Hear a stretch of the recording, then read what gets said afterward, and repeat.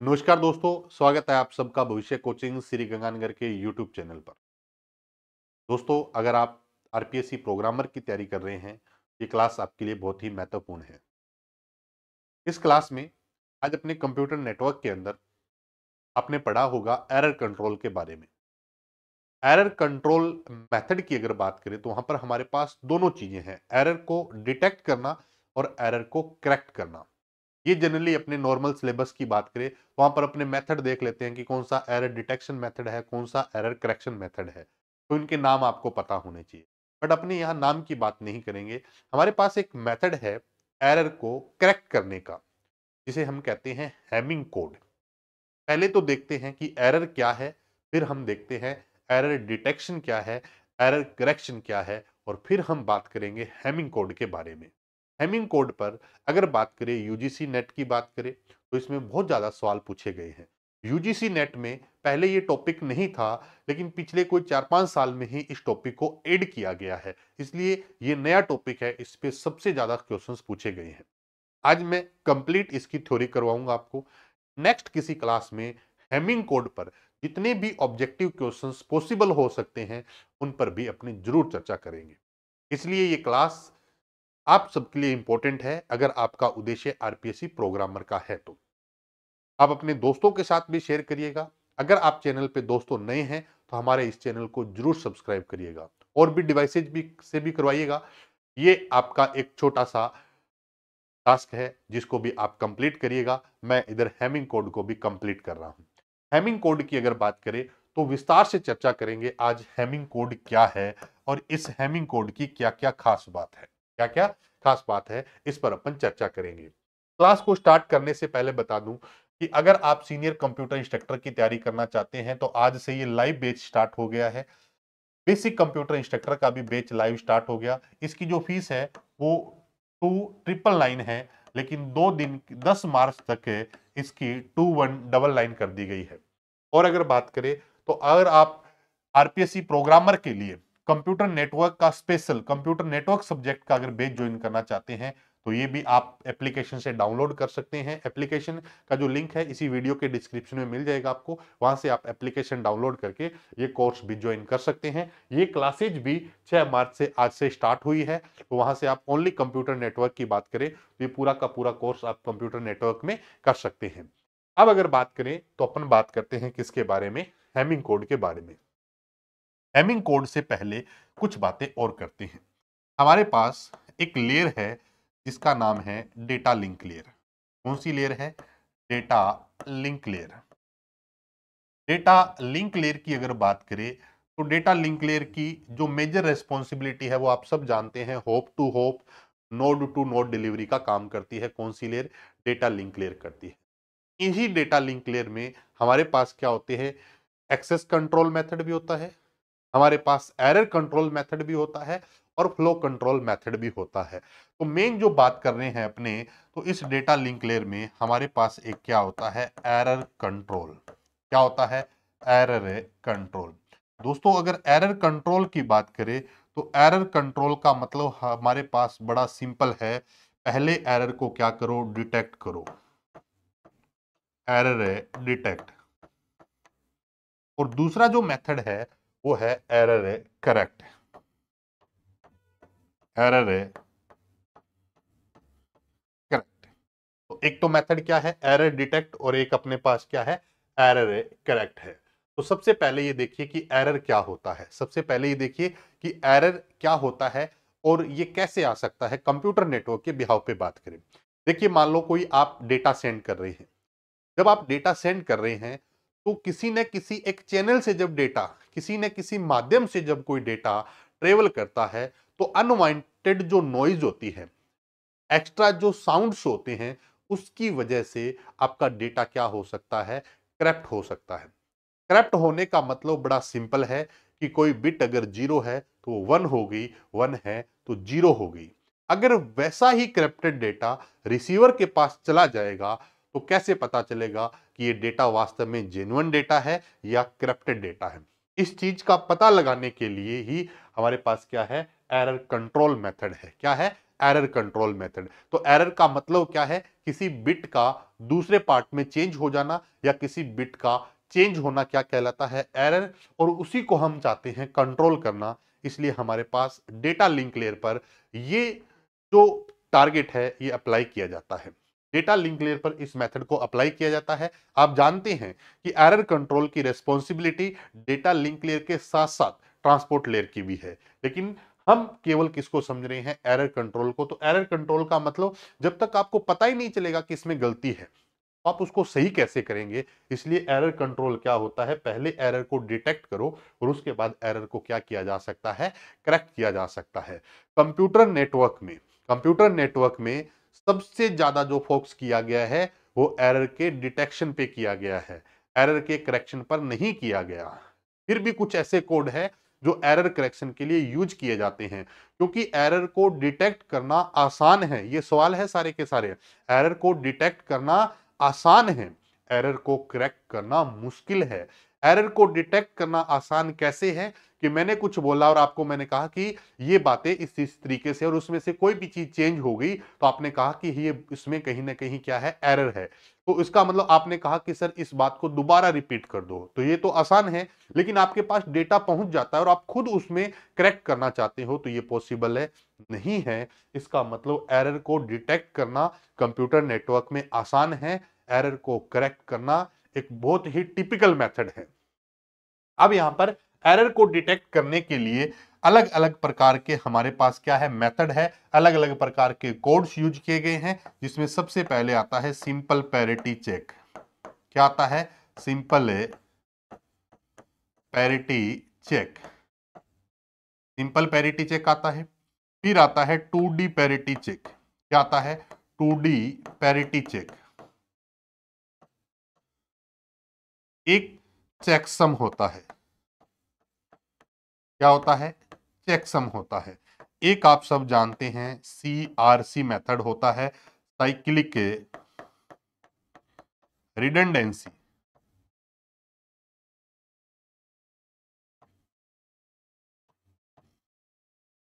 Check. Cyclic redundancy check, ये जो method है, ये सारे के सारे मेथड कैसे हैं? ये केवल और केवल एरर को डिटेक्ट कर सकते हैं। ये केवल एरर को क्या कर सकते हैं? डिटेक्ट कर सकते हैं। तो पेपर में अगर नॉर्मल किसी एग्जाम की तैयारी कर रहे हो आप, जैसे सीनियर कंप्यूटर इंस्ट्रक्टर बेसिक की बात करें, तो यहां पर कई बार सवाल भी पूछा गया है कि कौन सा मेथड एरर को डिटेक्ट करने का है। लेकिन बात आए एरर को करेक्ट करने की, बात आई किसकी? एरर को करेक्ट करने की। तो एरर करेक्ट करने के हमारे पास कौन कौन से मेथड है? एरर करेक्ट करने के एक तो हमारे पास सबसे इंपॉर्टेंट एक मेथड है जिसका नाम है हैमिंग कोड। क्या नाम है? हैमिंग कोड है। एक है Reed Solomon code, Reed Solomon code है। एक है low density parity check, low density parity check, low density parity check. एक आता है बाइनरी, एक आता है बाइनरी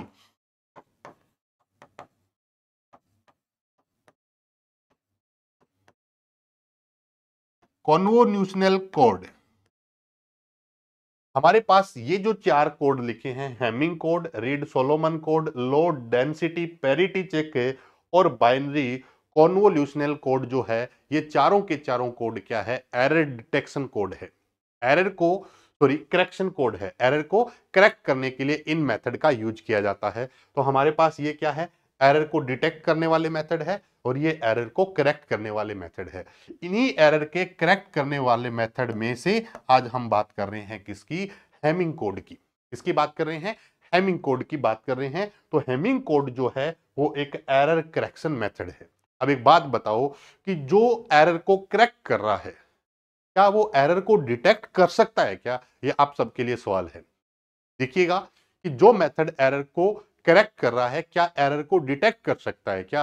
ये अगर आपसे सवाल पूछे तो भी एक प्रॉब्लम हो सकती है। ये बात ठीक है कि मैंने इसको एरर करेक्ट में लिखा है, क्योंकि इसके पास ये एडवांटेज है कि ये एरर को करेक्ट भी कर सकता है। लेकिन एरर करेक्ट दोस्तों तभी हो सकता है जब एरर को डिटेक्ट किया जा सके। तो ये सारे मेथड पहले एरर को डिटेक्ट करते हैं, फिर इनके पास एक ऐसी प्रॉपर्टी है जिससे ये एरर को क्या कर सकते हैं, करेक्ट भी कर सकते हैं। तो ये एरर करेक्शन और डिटेक्शन दोनों के लिए यूज किए जाते हैं, लेकिन केवल ये जो मेथड है ये केवल एरर को क्या कर सकते हैं, डिटेक्ट कर सकते हैं, बट ये एरर को करेक्ट नहीं कर सकते। तो यहां पर अगर आपसे पूछे कि एरर को फिर डिटेक्ट तो कर लिया, पता लग गया कि गलती है, सुधारा कैसे जाता है, तो इस मेथड को हम बोलते हैं रीट्रांसमिशन मेथड। रीट्रांसमिशन का मतलब क्या होता है कि अगर डेटा सही नहीं पहुंचता है और इनको पता लग जाता है, रिसीवर साइड को पता चल जाता है कि एरर में कोई ना कोई अनवांटेड सिग्नल्स है या एरर क्या है, आपका जो आपका डेटा है वो क्या है, करप्टेड है, तो ये मेथड क्या करते हैं, उसको रिक्वेस्ट करते हैं सेंडर को कि इसको दोबारा सेंड किया जाए, जिसको हम बोलते हैं रीट्रांसमिशन मेथड।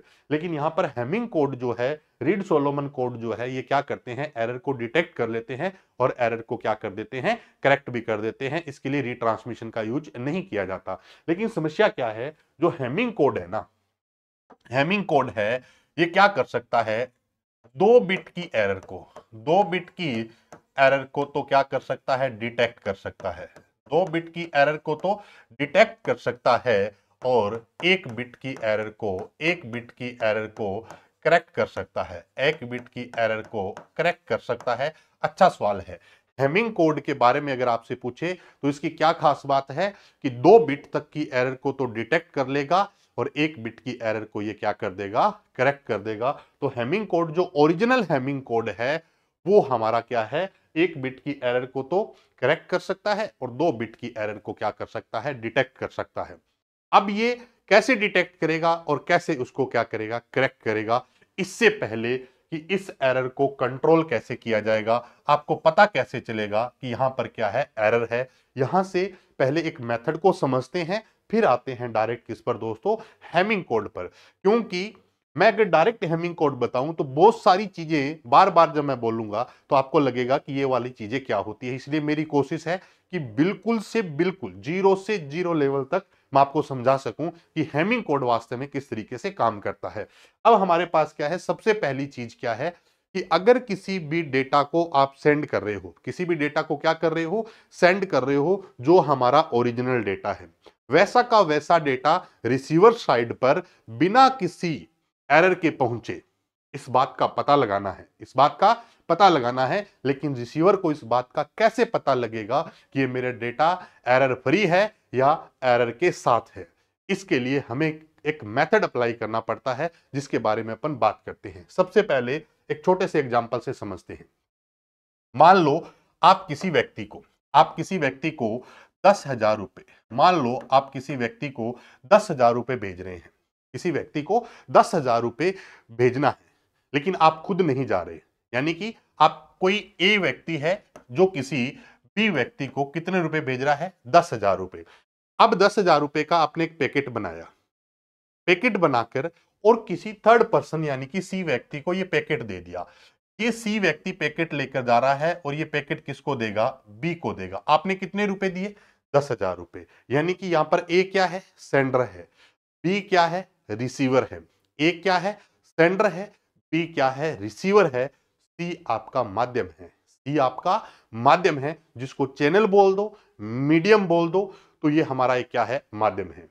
अब ए ने 10,000 रुपए भेजे, किसके लिए, बी के लिए। लेकर कौन गया, सी लेकर गया।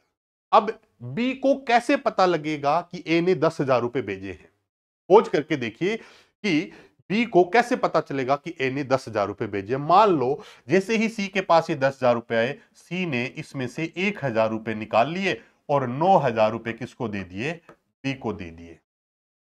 अब बी ने तो 9,000 रुपए रख लिए। अब बी ने 9,000 रुपए रख लिए, लेकिन सही मायने में अगर देखा जाए तो बीच वाला जो एरर है, इस चीज को पता लगाना इस बी के बस की बात है, नहीं है। आप समझ रहे हैं ना इस बात को कि भेजे तो 10,000, लेकिन ए ने उसमें से 1,000 रुपए रख लिए, सामने वाले के पास पहुंचे कितने, 9,000 रुपए। लेकिन सामने वाले को इस बात का कैसे पता लगेगा कि ये उसने कितने पैसे भेजे हैं, 10,000 भेजे हैं या उसने 9,000 भेजे हैं। इस चीज के लिए हमारे पास एक मेथड है। वो क्या होता है कि मैं ये चाहता हूं कि मैंने जो 10,000 रुपए का पैकेट बनाया ना, इस 10,000 रुपए के पैकेट के अंदर मैंने एक साथ में क्या डाल दिया, नोट डाल दिया। नोट का मतलब सिंपल भाषा में समझने के लिए हमने कुछ ना कुछ एक्स्ट्रा एक कागज लिखकर डाल दिया कि ये 10,000 रुपए है। अब किसके पास पहुंचे, सी ये लेकर जा रहा है। जैसे ही बी के पास पहुंचे, बी ने ये 9,000 रुपए रिसीव किए और उसने एक साथ में क्या पढ़ा, नोट, और नोट पे लिखा हुआ था 10,000। क्या लिखा हुआ था, 10,000। अब बी को पता लग गया कि सी ने कुछ गड़बड़ की है। सी ने क्या की है, गड़बड़ की है। किस बात की, कि जो पर्ची थी, उस पर्ची के अंदर जो कागज था, उस कागज में मैंने लिखकर भेज दिया 10,000 रुपए। अब बताओ बी ने डिटेक्ट किया या नहीं किया। बी को पता लग गया कि कुछ गड़बड़ की है। ये जो कागज है ना, नोट का टुकड़ा, ये जो कागज का टुकड़ा है, सॉरी, इस कागज के टुकड़े को कंप्यूटर नेटवर्क में रिडंडेंट बिट कहा गया है। क्या कहा गया है, रिडंडेंट बिट कहा गया है। क्या कहा गया है, रिडंडेंट बिट कह दो, या इसको हम क्या कह सकते हैं, एक्स्ट्रा बिट। क्या कह सकते हैं, एक्स्ट्रा बिट, या हम इसको क्या कह सकते हैं, पैरिटी बिट। क्या बोल सकते हैं, पैरिटी बिट बोल सकते हैं। क्या बोल सकते हैं, पैरिटी बिट। बताओ ये बात समझ में आई या नहीं आई। एरर तभी डिटेक्ट होगा जब ओरिजिनल डेटा के साथ आप कुछ एक्स्ट्रा बिट भेजेंगे। अगर आप ओरिजिनल डेटा के साथ एक्स्ट्रा बिट नहीं भेजते हैं तो आप एरर डिटेक्ट नहीं कर सकते। इसको हम बोलते हैं रिडंडेंट बिट। क्या बोलते हैं, रिडंडेंट बिट। तो रिडंडेंट बिट का मतलब जो ओरिजिनल डेटा है उसके साथ कुछ ऐसी एक्स्ट्रा बिट ऐड कर दो ताकि वो रिसीवर जब उसको परफॉर्म करके देखे तो उसको पता चले कि इसमें एरर है या उसमें एरर नहीं है। इसको हम क्या कहते हैं, रिडंडेंट बिट। क्या बोलते हैं, रिडंडेंट बिट बोलते हैं, एक्स्ट्रा बिट बोलते हैं। क्या बोलते हैं, एक्स्ट्रा बिट बोलते हैं। तो हमारे पास कंप्यूटर नेटवर्क में दो चीजें होती है। एक जो हमारा ओरिजिनल डेटा होता है, क्या होता है, ओरिजिनल जो डेटा होता है, उस ओरिजिनल डेटा को डेटा वर्ड कहा जाता है। क्या कहा जाता है, डेटा वर्ड कहा जाता है। ओरिजिनल डेटा को क्या कहा जाता है, डेटा वर्ड कहा जाता है। और जब आप ओरिजिनल डेटा के साथ, जब आप ओरिजिनल डेटा के साथ डेटा प्लस रिडंडेंट बिट,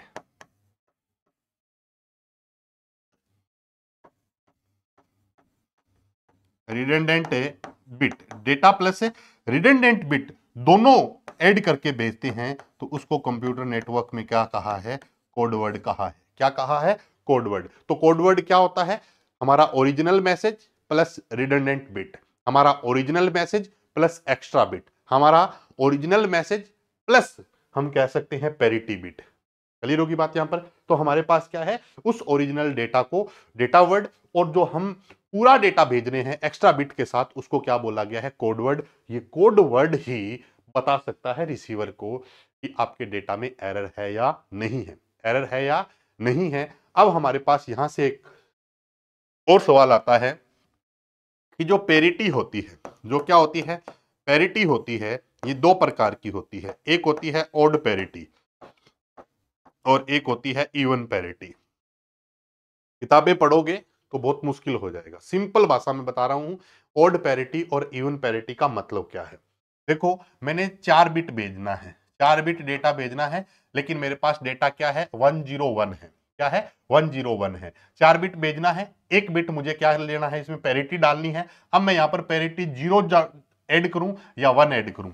अगर आपके पास ओड पैरिटी है, ओड पैरिटी का मतलब नंबर ऑफ जो 1 है, नंबर ऑफ 1 आपके कितने हैं, नंबर ऑफ 1 कितने हैं, 2 है। एक और एक 2, 2 तो हमारा कौन सा नंबर होता है, इवन नंबर। लेकिन मैंने इसको ओड बनाना है तो जो बिट मैं एक्स्ट्रा भेजूंगा वो यहां क्या ऐड कर दूंगा, 1। तो यहां पर इस पूरे के अंदर नंबर ऑफ 1 कितने हैं, 1 2 3। ओड हो गया या इवन, 1 2, जीरो को काउंट नहीं करना।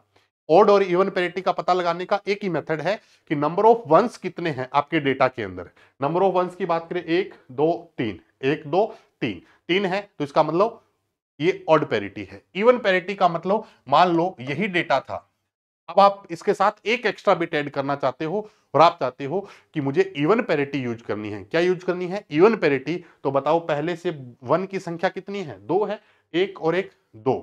अब मैं यहां पर ऐसा क्या ऐड कर दूं ताकि मेरी इवन पैरिटी बन जाए। तो अगर मैं 1 ऐड करता हूं तो 1 2 3 हो जाएंगे, ये तो ओड पैरिटी बन गई। लेकिन कौन सी पैरिटी बनानी है, इवन पैरिटी बनानी है। तो मैं यहां पर क्या यूज कर दूं, 0 यूज कर लूं, तो ये हमारा इवन पैरिटी हो जाएगा और ये हमारा क्या हो जाएगा, ओड पैरिटी। इसके लिए आपकी जो एक्स्ट्रा बिट है, नंबर ऑफ बिट्स से जो भी है, जितनी भी बिट्स है उसके अंदर 1 की संख्या कितनी है, 1 की संख्या का मतलब 1 2 है, इवन रखना है तो 0 लगा दो, 1 अगर 3 है, इवन रखना है तो 1 लगा दो, यानी कि जो बिट एक्स्ट्रा ऐड करोगे वो या तो 0 ऐड होगी या क्या ऐड होगी, 1 ऐड होगी। उम्मीद करता हूं ये वाला पार्ट आपको अच्छे से समझ में आ गया होगा। एक ऑड पैरिटी होती है और एक क्या होती है, इवन पैरिटी। एक ऑड पैरिटी और एक इवन पैरिटी है।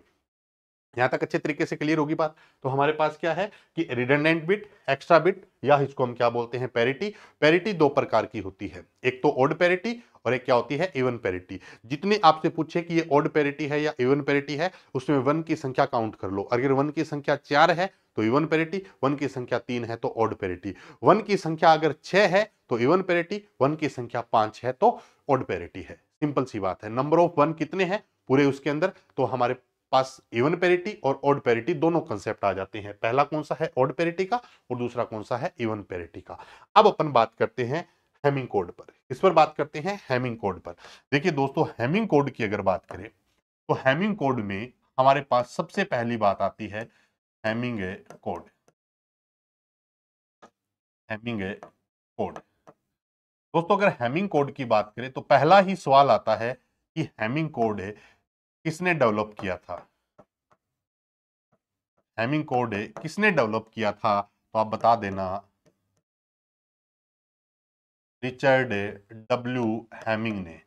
रिचर्ड डब्ल्यू हैमिंग ने हैमिंग कोड किसने डेवलप किया था, Richard Hamming, sorry Richard W Hamming ने। हैमिंग कोड की अगर बात करें तो हैमिंग कोड जो है, हैमिंग कोड जो है वो क्या है, लीनियर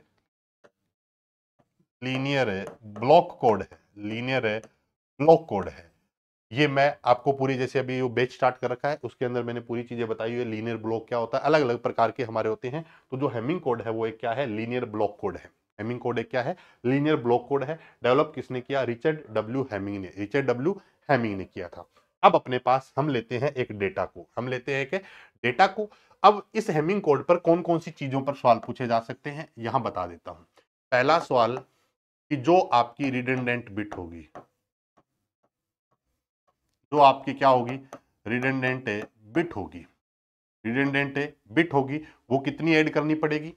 दूसरा जो सवाल पूछा जा सकता है, जो भी रिडंडेंट बिट ऐड की जाएगी उनकी पोजीशन क्या होगी, उनकी पोजीशन क्या होगी। मान लो कोई भी डेटा भेज रहे हो, उसके साथ जो एक्स्ट्रा बिट भेजनी है उन बिट को पहले लगाओगे, बाद में लगाओगे, बीच में रखोगे, इसको बोलते हैं पोजीशन। क्या बोलते हैं, पोजीशन। पहली चीज कि रिडंडेंट बिट कितनी ऐड करनी पड़ेगी, दूसरी उनकी पोजीशन क्या होगी, और तीसरा जो है कि सिंड्रोम क्या होगा, सिंड्रोम में क्या होगा। ये 3 सवाल है, इन तीनों की बात करते हैं। रिडंडेंट बिट की अगर संख्या का पता लगाना हो कि कितनी रिडंडेंट बिट ऐड करनी पड़ेगी, तो इसके लिए फॉर्मूला होता है 2 की power R greater than equal M plus R, M plus R plus 1। इस फॉर्मूले को सेटिस्फाई कर दो, उतने ही बिट आपको क्या करने पड़ेंगे, रिडंडेंट के रूप में ऐड करने पड़ेंगे।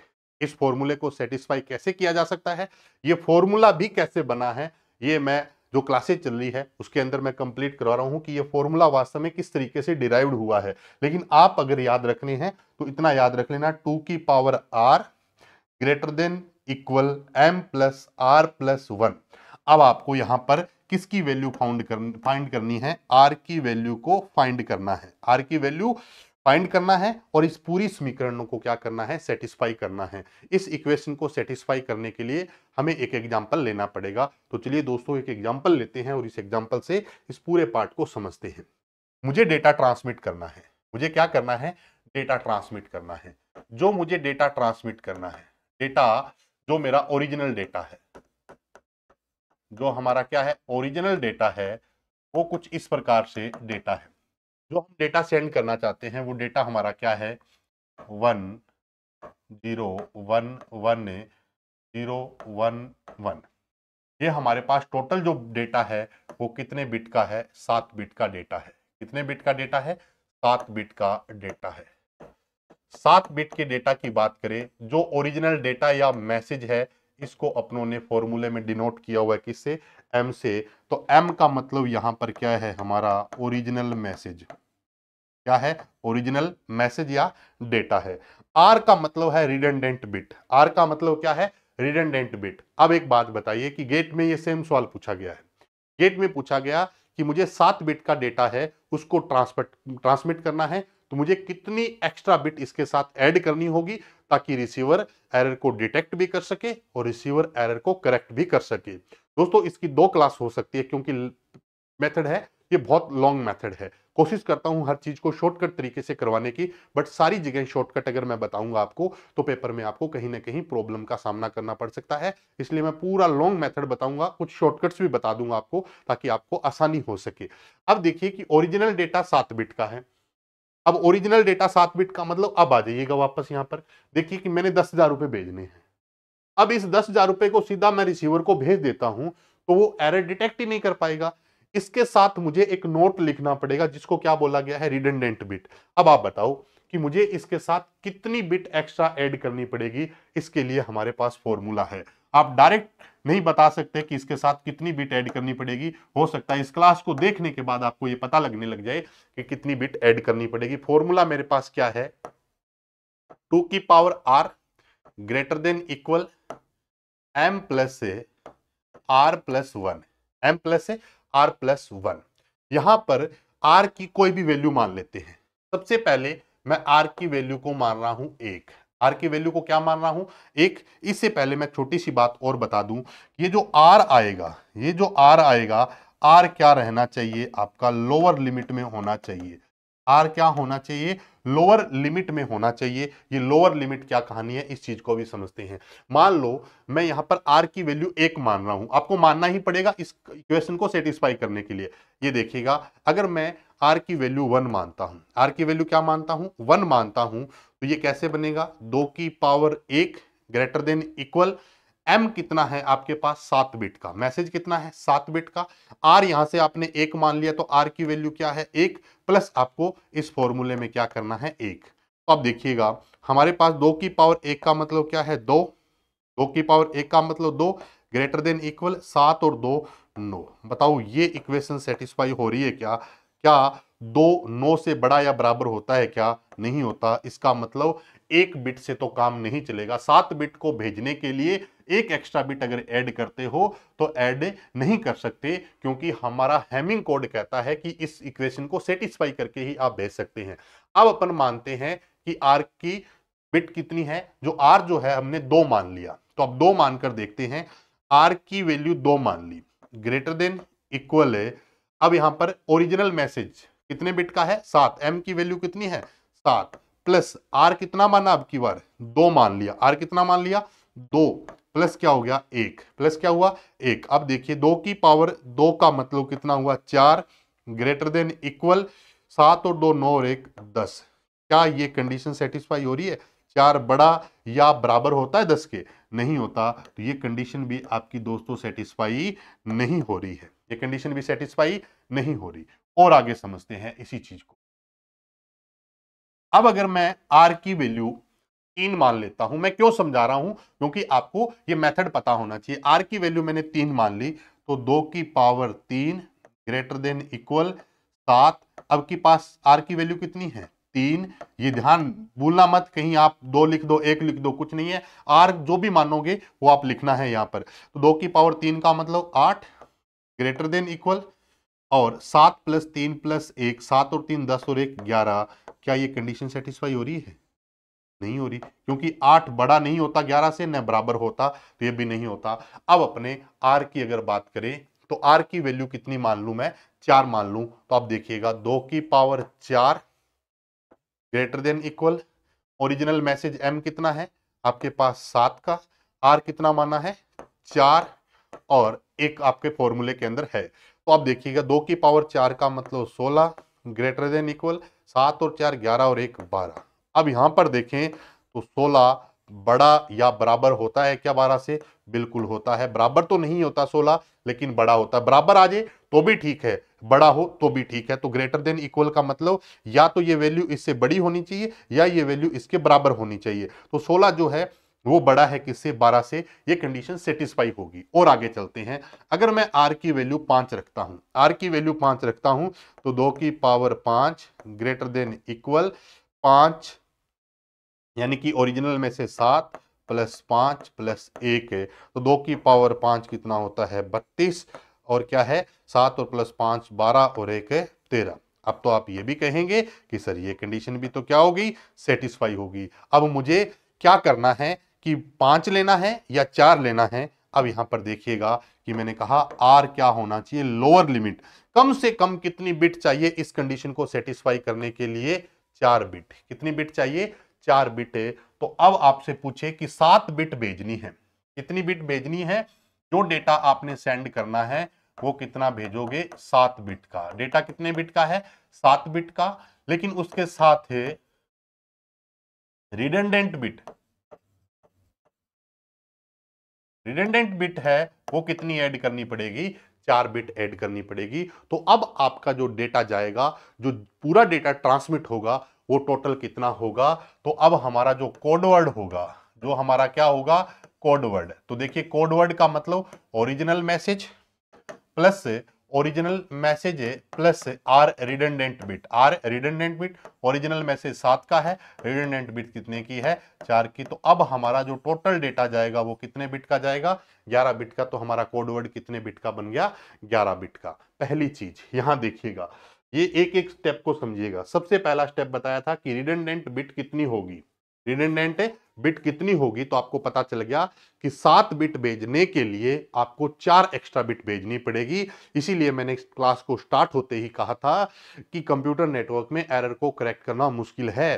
कैसे मुश्किल है कि 7 बिट को भेजने के लिए 4 एक्स्ट्रा बिट भेजी जाती है। तो आप एक चीज काउंट करके देखिएगा कि इससे क्या हो रहा है कि लगभग 50% डेटा का आपको एक्स्ट्रा भेजना पड़ रहा है। तो हमारा क्या हो जाएगा, इससे ओवरहेड बहुत ज्यादा हो जाता है। बहुत ज्यादा संख्या में अगर बिट्स को भेजें तो उसके साथ रिडंडेंट बिट उतनी ही क्या भेजनी पड़ेगी, ज्यादा भेजनी पड़ेगी। इसलिए इससे क्या हो रहा है, ओवरहेड की वजह से कंप्यूटर नेटवर्क में बहुत ज्यादा काम नहीं किया जा रहा किस पर, एरर करेक्शन मेथड पे। इसलिए रीट्रांसमिशन मेथड है, तो अगर कोई प्रॉब्लम है तो एरर डिटेक्ट कर लो, रीट्रांसमिट कर दो।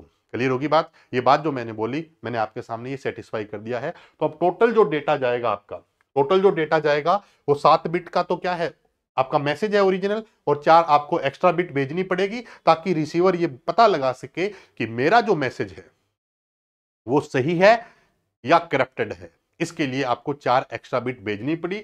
और यहां पर देखिएगा कि जो नोट लिखा था, अब इसको रिडंडेंट कहा है। रिडंडेंट बिट आपने कितनी एक्स्ट्रा भेजी, 4। तो मूल डेटा के साथ अगर रिडंडेंट बिट को ऐड करके ट्रांसमिट किया जाता है तो उसे हम कोड वर्ड कहते हैं। क्या कहते हैं, कोड वर्ड कहते हैं। अब दूसरा सवाल यहां से क्या आता है कि जो बिट आपकी 4 है, जो आपकी 4 बिट है जिसको आप डेटा के साथ भेजना चाहते हैं, इसकी पोजीशन क्या होगी, इसकी पोजीशन क्या होगी। इसके लिए अब आपने देखते हैं position of redundant bit, position of A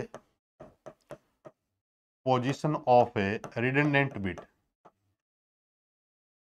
position of A redundant bit, position of A redundant bit. Position of redundant bit की बात करें, रिडंडेंट की बिट की जो भी पोजीशन होगी वो किस में रहेगी, 2 की पावर में रहेगी। किस में रहेगी, 2 की पावर में रहेगी। अब 2 की पावर में कैसे काउंट करेंगे, इस चीज को समझिएगा।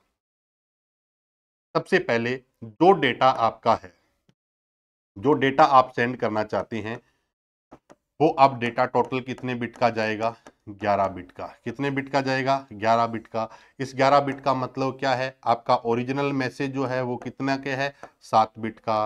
रिडंडेंट बिट कितनी है, 4 बिट। टोटल कितनी बिट भेजनी पड़ेगी, 11 बिट। इस 11 बिट में कौन कौन सी रिडंडेंट बिट होगी और कौन सी आपकी ओरिजिनल बिट होगी। तो अब अपने ने जो डेटा लिखा था वो आपके सामने है, और आपको कितनी बिट भेजनी है, 11 बिट। देखो लिख लेते हैं, 1 2 3 4 5 6 7, थोड़ा छोटा कर देते हैं ना, स्पेस कम रहेगा।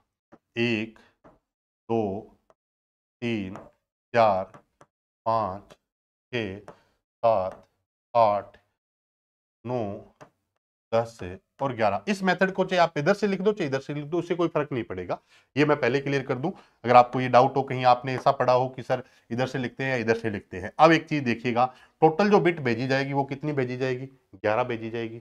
अब इस 11 बिट के अंदर पहले तो मुझे ये देखना है कि रिडंडेंट की बिट की पोजीशन क्या होगी। तो रिडंडेंट बिट की पोजीशन, टोटल कितनी रिडंडेंट बिट है, 4 है। टोटल रिडंडेंट बिट कितनी है, 4, और 4 पोजीशन आपको इसमें से डिफाइन करनी है, पोजीशन का पता लगाना है। तो कैसे लगाएंगे, पहले लगाएंगे 2 की पावर 0, 2 की पावर 1, 2 की पावर 2, 2 की पावर 3, 1 2 3 4, कितनी बिट ऐड होगी, 4 बिट। तो सबसे पहले ये कह रहा है 2 की पावर 0 का मतलब ये आपकी क्या है, 2 की पावर 0 का मतलब क्या है, 1। तो 1 तो आपकी यहां पर क्या होगी, रिडंडेंट बिट ऐड होगी R1 पे। दूसरी 2 की पावर 1 का मतलब 2, R2 पे भी आपकी क्या हो जाएगी, रिडंडेंट बिट। 2 की पावर 2 का मतलब 4, R4 पे भी क्या ऐड हो जाएगी, रिडंडेंट बिट। और 2 की पावर 3 का मतलब 8 है, तो यहां पर क्या हो जाएगी, R8। कहने का मतलब क्या है, अब ध्यान से समझिएगा, अगर आप इस क्लास को देख रहे हो ना तो अच्छे तरीके से समझिएगा। क्या हुआ कि जो मैंने 4 एक्स्ट्रा बिट भेजी है ये मैंने निकाली कैसे, ये देखो यहां से इस फॉर्मूले से हमने निकाल ली। अब निकालने के बाद जब डेटा जाएगा ना तो उस डेटा में हमारे आदमी कहां कहां बैठे होंगे जो रिसीवर को बताएंगे कि डेटा सही है या गलत है। तो इसके लिए आपको 2 की पावर में चलना पड़ेगा। 2 की पावर 0 से स्टार्ट करो, फिर 1 2 3 4 जितनी आपको बिट चाहिए। आपने 4 रिडंडेंट बिट ऐड की है तो 4 रिडंडेंट बिट को कैसे करोगे, 2 की पावर 0 यानी कि पहली पोजीशन, 2 की पावर 1 दूसरी पोजीशन, 2 की पावर 2 तीसरी पोजीशन, 2 की पावर 3 और चौथी पोजीशन। अब 2 की पावर 1 0 का मतलब 1, तो पहली रिडंडेंट बिट कहां आएगी, पहली पोजीशन पे। दूसरी कहां आएगी, दूसरी पे। लेकिन तीसरी जो रिडंडेंट बिट है वो चौथी पोजीशन पे आएगी, और जो 4 नंबर रिडंडेंट बिट है वो 8वीं पोजीशन पर आएगी। हो गया क्लियर। अब जो हमने डेटा सेंड करना है, मैं डेटा यहां लिख देता हूं, 10 11 0 11, 10 11 0 11। तो हम जो डेटा सेंड कर रहे हैं, जो हमारा डेटा है, ओरिजिनल डेटा है, वो कितना है, 10 11 0 11। बस इसका ध्यान रखना भी ये डेटा थोड़ा सही रहे जैसा आपने भेजना चाहते हैं। तो जो जो पोजीशन बच गई, जो जो पोजीशन है बच गई, उन पोजीशन पर क्या रख दो, डेटा रख दो। तो पहले क्या आएगा, इस 3 के नीचे 1 आ जाएगा। यानी कि इन रिडंडेंट बिट को तो अभी निकालना है अपने को तो पोजीशन पता चली है। अब डेटा रख दो, तो 3 के स्थान पर 1 आ जाएगा, फिर 5 के स्थान पर क्या आ जाएगा, 0, 6 के स्थान पर क्या आ जाएगा, 1 1, 9 के स्थान पर क्या आ जाएगा, 0 1 और 1। यानी कि रिडंडेंट बिट की पोजीशन पता लगा ली आपने, उनको छोड़ दो। अब आपको क्या करना है, जो आपका डेटा है उस डेटा को लिख दो। डेटा का पता चल गया, 3 पे आएगा, 5 पे आएगा, 6 पे, 7 पे, 9 पे, 10 पे, 11 पे। रिडंडेंट बिट कितनी है, 4 पे। ये कहां कहां आएगी, 1 पे, 2 पे, 4 पे, 8 पे। अब आपको क्या करना है, रिडंडेंट बिट का पता लगाना है कि ये बिट कौन कौन सी होगी, ये रिडंडेंट बिट कौन कौन सी होगी। तो अब रिडंडेंट बिट को काउंट करना है, रिडंडेंट बिट को क्या करना है, काउंट करना है। तो इसमें थोड़ा सा स्पेस की प्रॉब्लम आएगी, ये वाला पार्ट मैं इधर कर देता हूं, ये वाला पार्ट मैं यहां कर देता हूं। चलो इधर ही ठीक है, कोई बात नहीं, थोड़ा छोटा कर लेते हैं, दिखाई दे रहा होगा आप सबको। ये देखिए,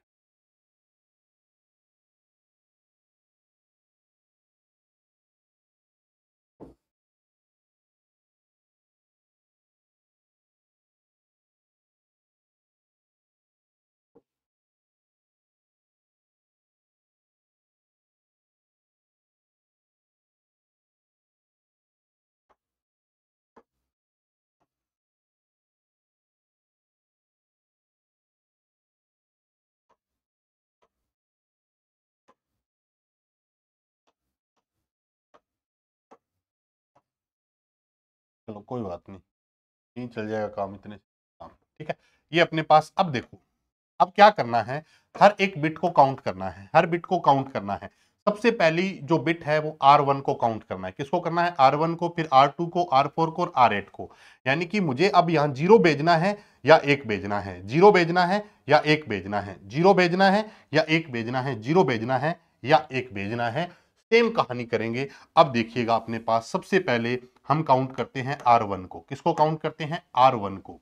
अगर R1 को काउंट करना हो, R1 को काउंट करना हो, R1 को काउंट करने का एक बड़ा सा सिंपल सा नियम है, पहले उठा दो, एक नंबर उठाओ, दो नंबर छोड़ दो, तीन नंबर उठाओ, चार नंबर छोड़ दो। यानी कि R1 काउंट करना है या पोजीशन 1 काउंट करनी हो, पोजीशन क्या करनी हो, 1 काउंट करनी हो। यानी कि R का मतलब रिडंडेंट बिट है और 1 का मतलब पोजीशन है। अगर पोजीशन 1 काउंट करनी हो, यानी कि पहली रिडंडेंट बिट क्या होगी, इसका नियम क्या होता है, अगर आप मान लो पूरी क्लासेज की बात करें तो इसका एक मेथड होता है कि इसी को ही हम क्यों फॉलो करते हैं, ये सेटिस्फाई करने की बात है। अगर किसी सवाल पे अपन बात करेंगे तो मैं ये पूरा फॉर्मूला भी आपको बता दूंगा कि ये कैसे काम करता है इसके पीछे। देखो, मुझे पहली पोजीशन फाइंड करनी है, तो पहली पोजीशन फाइंड करने का मतलब पहले से स्टार्ट करो, दूसरा छोड़ो, तीसरा उठाओ, चौथा छोड़ो, पांचवा उठाओ, छठा छोड़ो, सातवां उठाओ, आठवां छोड़ो, नौवां उठाओ, 10वां छोड़ो और 11वां उठाओ।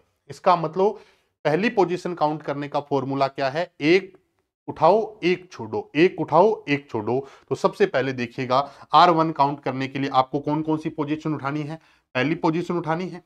पहली पोजीशन तो आपके पास है ही नहीं, इस पोजीशन के ऊपर तो आपको पता लगाना है। तो 3 नंबर पोजीशन पे क्या है, एक, पहली पोजीशन उठाई, फिर तीसरी, फिर पांचवी, फिर सातवीं, फिर नौवीं और फिर 11वीं। यानी कि R1 काउंट करने के लिए पहली उठाओ, दूसरी छोड़ो, तीसरी उठाओ, चौथी छोड़ो, पांचवी उठाओ, छठी छोड़ो, सातवीं उठाओ, आठवीं छोड़ो, नौवीं उठाओ, 10वीं छोड़ो और 11वीं उठाओ। 11 के बाद अपने पास पोजीशन है नहीं, तो हमारे पास पहली बिट की पोजीशन को डिफाइन करने के लिए या पहली बिट की पोजीशन को कंप्यूट करने के लिए, वैसे शब्द यूज किया जाता है कंप्यूट। कंप्यूट करने का नियम क्या है, पहली उठाओ एक छोड़ो, एक उठाओ एक छोड़ो, ये काउंट करना है। तो अपनों ने वो पोजीशन उठा ली, तीसरी, पांचवी, सातवीं, नौवीं, 11वीं। अब सोच रहे होंगे सर पहली क्यों नहीं उठाई, क्योंकि पहले पे अपने पास कुछ है ही नहीं, इसको तो अपने को फाइंड करना है, कंप्यूट करना है। अब एक बात देखो कि पहली जो पोजीशन है वो है 3 नंबर। कौन सी पोजीशन है, 3 पे। 3 पे क्या है, एक। 3 पे क्या है, एक। 5 पे क्या है, 0। 5 पे क्या है, 0। 6 पे क्या है, सॉरी, एक पे, 3 पे एक है, 5 पे 0 है, फिर 7 पे एक है, 7 पे एक है, थोड़ा ध्यान रखना, 9 पे 0 है और 11 पे एक है। अब एक बात बताओ कि जितना भी अपन काम करेंगे वो कौन सी पैरिटी पे करेंगे, इवन पैरिटी पे। किस पे काम करेंगे, इवन पैरिटी पे। तो अब मुझे बताओ कि यहां पर 1 की संख्या कितनी है, 1 2 3। कितनी है 1 की संख्या, 3। 1 2 और 3 क्या इवन हो रहे हैं क्या, 1 2 3, ये तो ओड बन गए। लेकिन मुझे कौन सी पैरिटी बनानी है, इवन पैरिटी। तो यहां पर मैं क्या रख दूं, ये इवन पैरिटी बन जाए। 1 2 3 मुझे 4 करने हैं, तो मैंने यहां पर क्या रख दिया, 1 रख दिया। क्या रख दिया, 1 रख दिया। इसका मतलब मुझे एक वैल्यू पता चल गई कि जो R1 पैरिटी होगी वो क्या होगी, 1 होगी। R1 पैरिटी होगी वो क्या होगी, 1 होगी। उसके बाद आपको किसको कंप्यूट करना है, R2 को। किसको कंप्यूट करना है, R2। R2 का सिंपल नियम है, 2 से स्टार्ट करो, 2 उठाओ 2 छोड़ दो, 2 से स्टार्ट करो, 2 उठाओ 2 छोड़ दो, 2 से स्टार्ट करो, 2 उठाओ 2 छोड़ दो। इतना सा सिंपल है। R1 काउंट करने का, एक उठाओ एक छोड़ो, पहला उठाओ दूसरा छोड़ो।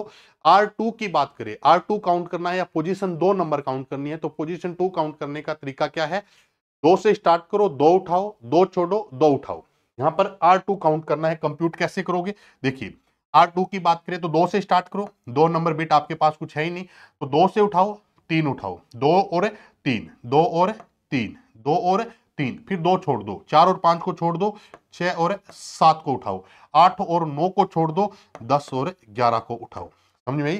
तो पोजीशन अगर 2 काउंट करनी हो, पोजीशन 2 काउंट करनी हो तो 2 से स्टार्ट करो 2 उठाओ, 2 से स्टार्ट करो 2 उठाओ, 2 से स्टार्ट करोगे तो 2 नंबर क्या है, ये पोजीशन है। 2 से स्टार्ट किया 2 उठाया तो 2 और 3, 2 और 3 उठा लिया, फिर 4 5 को छोड़ दिया, 6 7 उठा लिया, 8 9 को छोड़ दिया, 10 11 उठा लिया। तो अब इन पोजीशन पे देखो क्या है, 3 नंबर पे क्या है, एक है। 3 नंबर पे एक है, 5 नंबर पे रखना ही नहीं है, 6 नंबर पे एक है, 7 नंबर पे एक है, 10 नंबर पे एक है, 11 नंबर पे एक है, 11 नंबर पे एक है, देख लेना।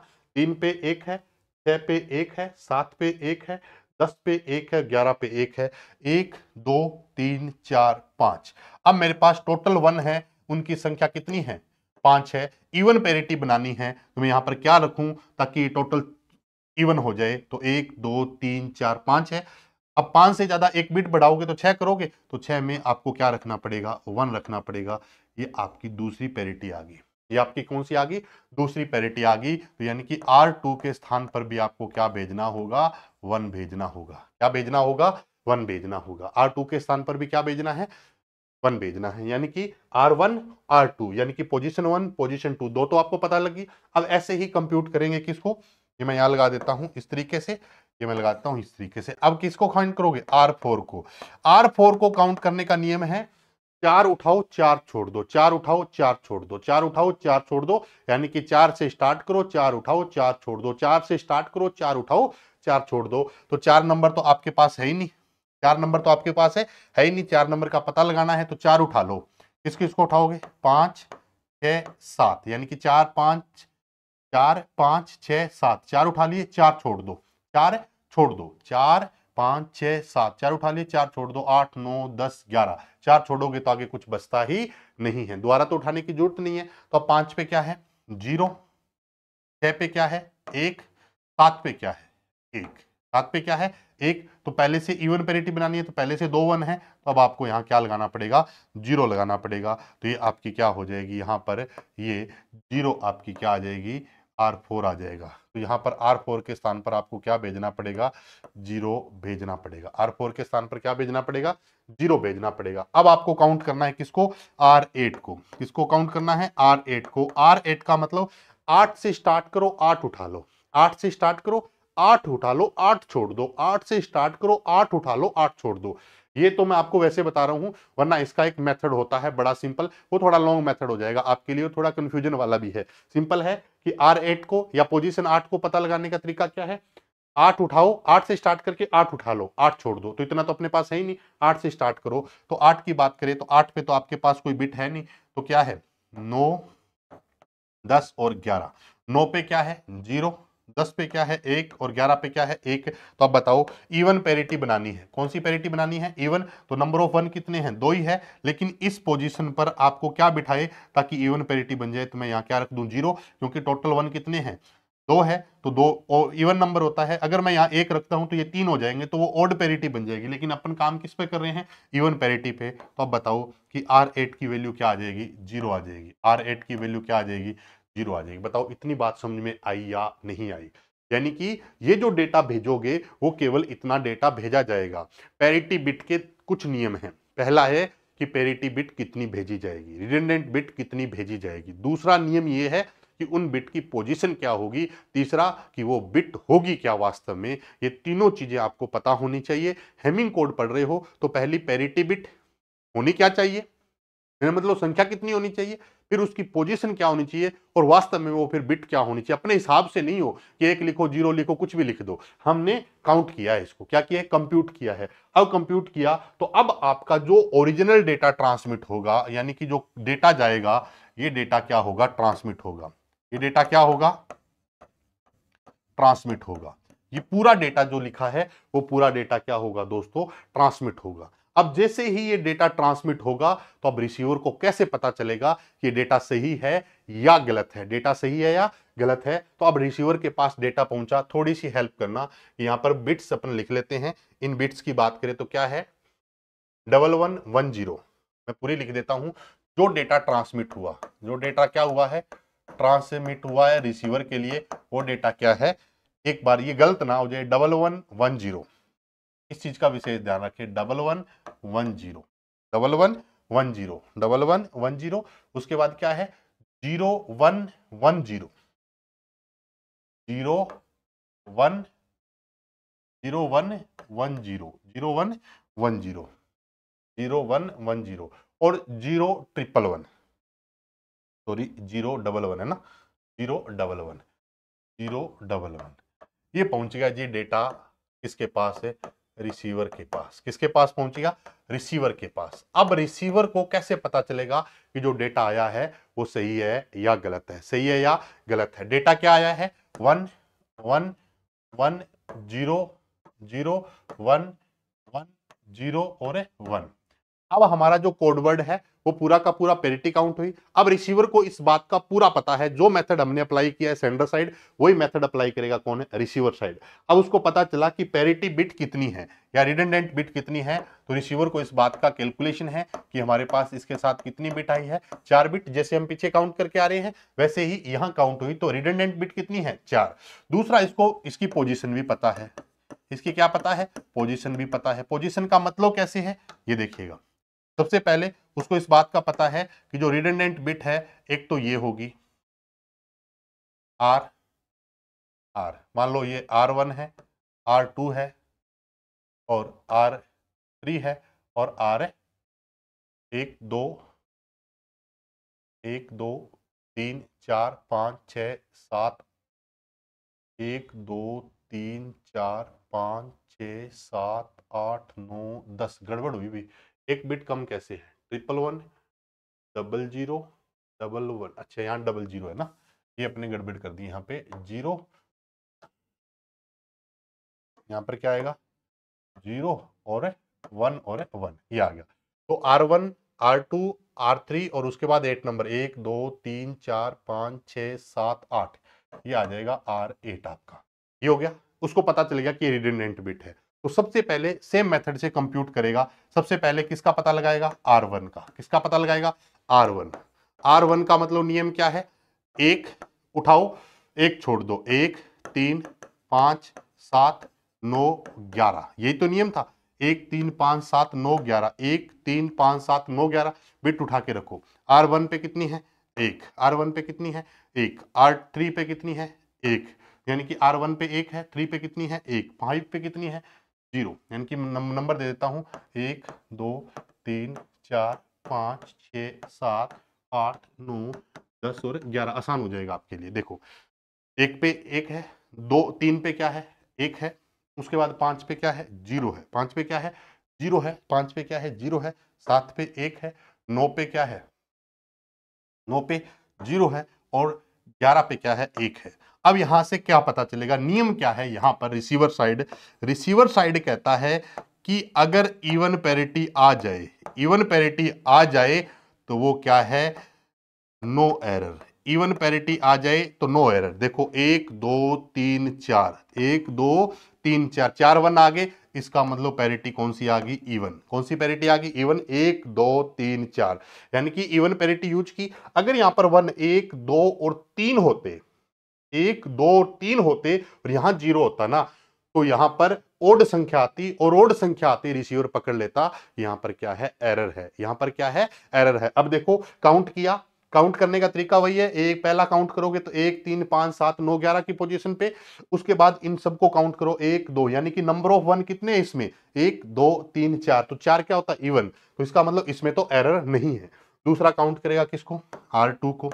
R2 को काउंट करने का मतलब क्या है, 2 से स्टार्ट करो, 2 3 को उठाओ, 2 से स्टार्ट करो, 2 उठाओ, 2 छोड़ दो, यानी कि 2 3 उठाया, 4 5 छोड़ो, 6 7 उठाओ, 6 7 उठाओ, 8 9 छोड़ो, 10 11 को उठाओ, 10 11 को उठाओ। तो क्या करोगे यहां पर, 2 का मतलब 2 पे क्या है, 1। 3 पे क्या है, 1। 6 पे क्या है, 1। 7 पे क्या है, 1। 10 पे क्या है, 1। 11 पे क्या है, 1। काउंट करो, 1 2 3 4 5 6। 6 आते ही यहां पर संख्या क्या हुई, इवन। क्या हुई, इवन है। इसका मतलब नो एरर। इवन का मतलब नो एरर, इवन का मतलब नो एरर। और बात करें आगे, आर ए 3 को काउंट करना है ना, यानी कि 1 2 4 ये पोजीशन है, ये 4 नंबर पोजीशन है, 3 नहीं है अभी, पोजीशन नंबर 4 है और ये पोजीशन नंबर 8 है। तो अब आपको R4 काउंट करना है। R4 काउंट करने का मतलब 4 से स्टार्ट करो, 4 उठाओ, 4 5 6 7, और उसके बाद 4 छोड़ दो तो बचता ही नहीं है। तो 4 पे क्या है, 0। 5 पे क्या है, 0। 6 पे क्या है, 1। और 7 पे क्या है, 1 है। तो बताओ नंबर ऑफ 1 कितने हैं, 2 है। तो 2 क्या होते हैं, इवन होते हैं। तो यहां भी क्या आया, इवन। क्या आया, इवन। इवन आया तो क्या आएगा, नो एरर। क्या आएगा, नो एरर। अब R8 को काउंट करते हैं। किसको करते हैं, R8। R8 का मतलब 8 से स्टार्ट करो, 8 उठा लो, 8 से स्टार्ट करो। तो 8 9 10 और 11, आगे अपने पास कुछ है ही नहीं। 8 से स्टार्ट करो, 8 उठाओ। तो 8 पे क्या है, 0 0 1 और 1 है। तो यहां पर क्या आ गया, इवन पैरिटी। क्या आ गई, इवन है। अब देखिएगा यहाँ पर नंबर ऑफ 1 2 इवन, यहाँ पर नंबर ऑफ 6 इवन, यहाँ पर नंबर ऑफ 1 कितने हैं 2 2 4 इवन, यहाँ पर नंबर ऑफ 1 2 इवन।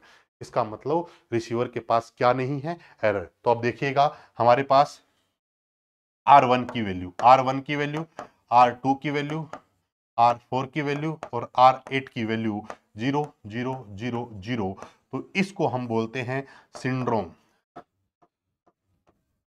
क्या बोलते हैं, सिंड्रोम। अगर सिंड्रोम रिसीवर के पास क्या है, 0 है तो नो एरर है, और सिंड्रोम की वैल्यू अगर कोई 1 आ जाए तो आपका इनमें से कहीं भी अगर 1 आ जाए 4 में से, तो आपका क्या होगा, इसमें एरर होगा। क्या होगा, इसमें एरर होगा। बताओ ये बात समझ में आई या नहीं आई। अब थी जो भेजा था वही पहुंचा, अब था कि जो पहुंचा, जो भेजा था वही पहुंचा, कोई एरर नहीं था दोस्तों, एरर नहीं था। मान लो अब एरर हो तो क्या हो, एरर हो 1 बिट का तो क्या हो, और एरर हो 2 बिट का तो क्या हो। अगर आपने इस क्लास को ध्यान से समझा हो ना, तो यहां देखो मैंने सारी बातें यहां पर लिखी थी कि हैमिंग कोड की अगर बात करें, किसकी बात करें, हैमिंग कोड की, तो 2 बिट तक की एरर को डिटेक्ट करता है और 1 बिट की एरर को करेक्ट कर सकता है। अब ये दोनों मेथड है, इसको अपने नेक्स्ट क्लास पार्ट 2 में पढ़ेंगे। अगर आपको ये पूरी जानकारी समझ में आई हो, ये मेरा सिस्टम आपको समझ में आया हो, तो जरूर आप कमेंट करके बताइएगा पार्ट 2 के लिए। पार्ट 2 मैं तभी बनाऊंगा जब आपके सबके कमेंट होंगे, यहाँ सर इस पर पार्ट 2 बनाइए। तो पार्ट 2 आप रिक्वेस्ट करेंगे तो पार्ट 3 में इनके PYQ का आपको मैं कंप्लीट करवा दूंगा कि हैमिंग कोड पर PYQ कैसे आते हैं। अब बहुत सारी जगह अगर आप पढ़ते हो ना, तो सब बोलते हैं कि बाय डिफॉल्ट जो पैरिटी होती है वो इवन पैरिटी होती है। नहीं, बाय डिफॉल्ट जो पैरिटी होती है वो भी अपने समझेंगे कि कौन सी पैरिटी होती है। यहाँ पर पैरिटी का कंसेप्ट ऑड का भी है, पैरिटी का कंसेप्ट इवन का भी है। मैंने ये जो हल किया है वो सारा का सारा इवन पैरिटी के हिसाब से क्या किया है, हल किया है। आप इसी एग्जांपल को ऑड पैरिटी के साथ भी क्या कर सकते हैं, हल कर सकते हैं। क्लियर हुई बात। अगर आप को ये बात समझ में आई है तो इस क्लास को अपने दोस्तों के साथ शेयर करना। अगर कंप्यूटर नेटवर्क के साथ आप मुझसे मेरे से जुड़ना चाहते हैं तो कंप्यूटर नेटवर्क का भविष्य कोचिंग एप्लीकेशन को डाउनलोड करिए। कंप्यूटर नेटवर्क का कोर्स है, उस लाइव बैच के अंदर सारी चीजें हैं, क्लियर है। हो सकता है इसमें मैंने कुछ शॉर्टकट मेथड लगाए हों जिसमें आपको प्रॉब्लम भी आ सकती है, बट मुझे लगता नहीं कि अगर आपने ध्यान से इस चीज को समझा हो तो ये हर एक चीज अच्छे तरीके से क्या हो गई है, क्लियर हो गई है। अब अपने क्या करेंगे कि मान लो कि इस रिसीवर के पास हमने भेजा तो क्या था, ये डेटा भेजा था ना। अब इस रिसीव सॉरी ये डेटा भेजा था ना, ये डेटा अपनों ने भेजा काउंट करके। अब इस रिसीवर के पास से जब रिसीव होने लगा तो मान लो कोई भी बिट एक क्या होगी, 0 से 1 होगी, 0 से क्या होगी, 1 हो गई। तो जो सिंड्रोम है इसका, वो सिंड्रोम 0 नहीं आएगा, क्या हो जाएगा, 1 हो जाएगा। इसके लिए अपने को पार्ट 2 देखना पड़ेगा, नहीं तो ये क्लास बहुत बड़ी हो जाएगी और देखने के लिए भी क्या हो जाएगा, आपके लिए मुश्किल हो जाएगा। तो जरूर कमेंट करके बताइएगा, आप सबके कमेंट का मुझे इंतजार रहेगा कि आपको ये क्लास कैसी लगी हैमिंग कोड पर। अगर आप एक कमेंट करके बताएंगे तो उससे मैं आपको तीनों पार्ट कंप्लीट करवा दूंगा, सिंगल बिट एरर भी करवा दूंगा, 2 बिट एरर भी करवा दूंगा, इसके PYQ भी करवा दूंगा, ताकि आपको लगे कि हमें प्रोग्रामर के लिए बेहतर कैसे बनना है, हमें प्रोग्रामर की बेहतर तैयारी कैसे करनी है। और कोई छोटी बड़ी भूल रही हो तो भाई क्षमा कर देना, क्योंकि कई बार बिट्स लिखते समय हालांकि ऐसा नहीं हुआ, अगर होता तो यहाँ पर ये चीज़ें क्लियर नहीं हो पाती। तो ये मेथड है। अब कई स्टूडेंट इसको ऐसे काउंट करते हैं, ऐसे काउंट, इससे कोई फर्क नहीं पड़ता, केवल ये पोजिशंस है, ये केवल क्या है, पोजिशंस है। हो गया क्लियर। अब अपने बात करते हैं नेक्स्ट पार्ट का। इंतजार रहेगा आप सबके कमेंट का, और जो भी साथी लाइव है क्लास को लाइक जरूर करिएगा, अपने दोस्तों के साथ शेयर करिएगा। मिलते हैं नई क्लास के साथ, तब तक के लिए दोस्तों नमस्कार। ये PDF मैं भविष्य कोचिंग एप्लीकेशन पर डाल दूंगा, आप वहां से इसको देख सकते हैं। धन्यवाद दोस्तों।